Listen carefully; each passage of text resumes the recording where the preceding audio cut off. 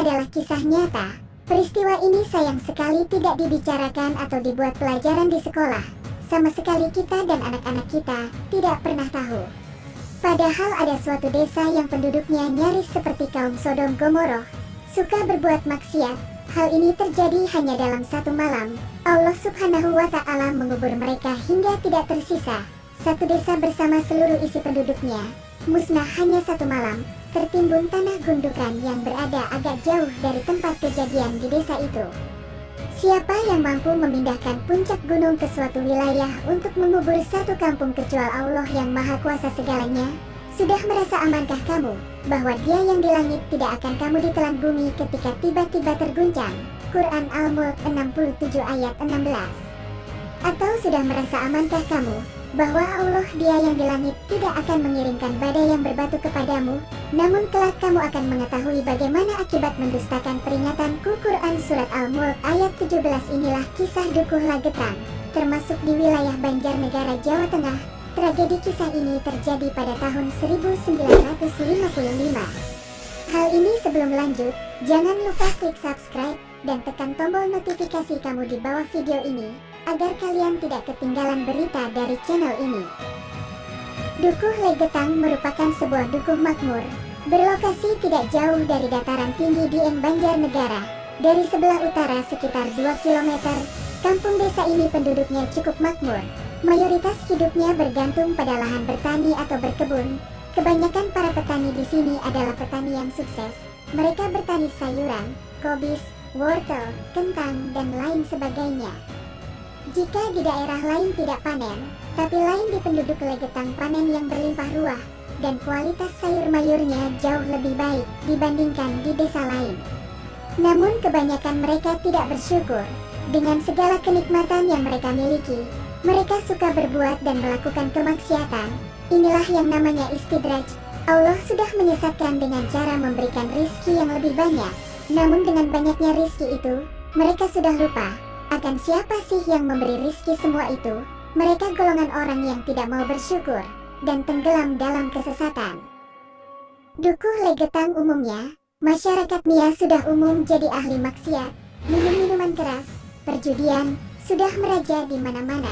Setiap malamnya mereka membuat acara pentas lenggak, kesenian tradisional yang dibawakan oleh para penari wanita, yang sering terjadi berujung hingga berbuat perzinaan, baik antara perempuan dan laki-laki atau sejenisnya atau LGBT.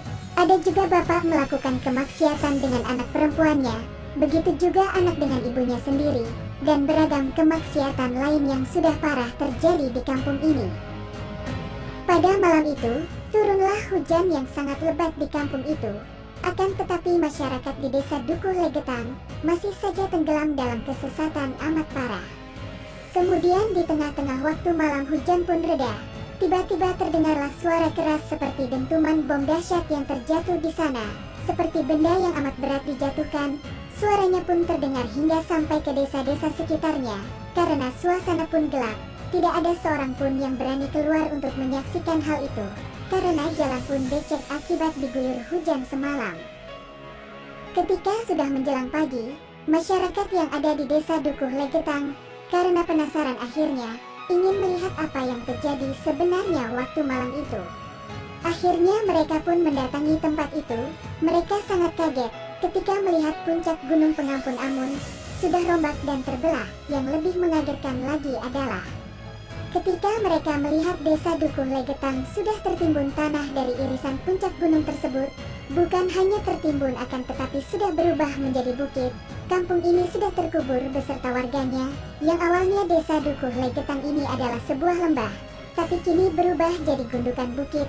Seluruh penduduknya mati terkubur tanah. Sampai kini diabadikan dengan sebuah tugu di kawasan Dieng. Adapun salah seorang saksi mata tragedi Lagetang, sebut saja Pak Suhuri umur 72 tahun, warga Pekasiran RT 03 RW 04. Beliau mengatakan musibah itu terjadi pada malam hari pukul 23 waktu Indonesia Barat di saat musim hujan. Pak Suhuri mengaku lemas seketika mendengar kabar berita tersebut, karena kakak kandungnya, Ahmad Ahyar beserta istri Veda 6 anaknya, tinggal di kampung Lagetang. Karena beredar dikabarkan tanah dari lereng Gunung Pengampun Amun masih bergerak, yang berjarak sekitar 800 meter dari Dusun Pekasiran. Saudara Suhuri maupun keluarga dan warga lainnya tidak berani langsung turun ke dusun tersebut. Lenyapnya desa Legetang dan penghuninya juga menyimpan misteri, karena Suhuri dan beberapa warga desa Pekasiran lainnya, yang seusianya yang kini masih hidup, dikatakan kawasan gunung sampai perbatasan pemukiman di dusun itu, sama sekali tidak tertimbun, padahal jaraknya hanya beberapa ratus meter saja. Sepertinya longsoran tanah itu terbang dari lereng gunung hingga jatuh tepat di pemukiman warga. Ada yang sangat aneh, sahut Suhuri. Kisah tenggelamnya kampung Dukuh Legetang ini adalah menjadi suatu peringatan bagi kita semua, bahwa azab Allah yang seketika itu, tak hanya berlaku pada zaman lampau, di masa para nabi, atau zamannya Nabi Lut, tetapi azab itu pun bisa menimpa kita, di mana saja, dan kapan saja. Demikianlah kisah nyata yang bisa saya rangkum dari berbagai narasumber, semoga bisa kita ambil hikmahnya dan buat pelajaran kita semua.